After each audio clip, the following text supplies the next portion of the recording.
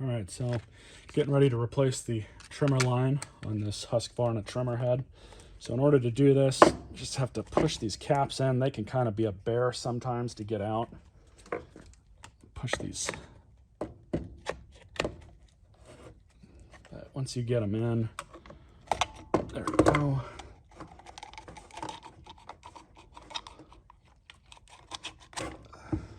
So it looks like part of the reason why this was not coming out was because it was set up wrong. And it tells you kind of how to do it.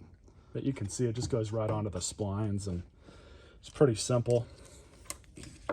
So the line that I'm using is this Black Diamond .095. It's a pretty good quality line. Echo's the one that makes it. So I've got about 8 or 9 feet of line that I pulled out. And what you want to do is, the easiest way to find the halfway point is to just connect the 2 ends at the bottom and then stretch it all the way back.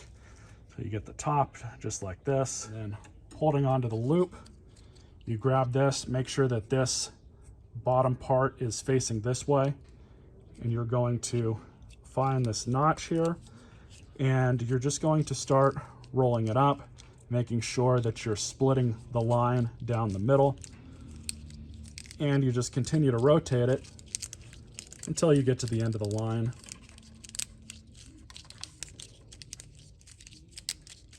Just remember to take your time. These don't have to be the most aggravating thing in the world. Rushing through it, you'll end up messing up. So what we're gonna do here, see if we've got enough. Just gonna set that through that notch there. Wrap this one around a tad more. And then we're gonna go up just like that. So with that part all done, all you do is just grab your cap here.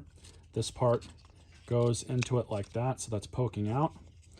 And then you just rotate your spool, take that off of the notch, throw it down there, throw that one off down there, and there you go.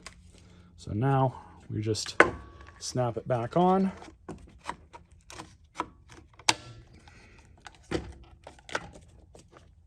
Make sure it's on in place, and perfect. That's how you replace a line on one of these. It's not the hardest thing in the world. Just remember to take your time. Hope you guys enjoyed this video. Stay tuned for more.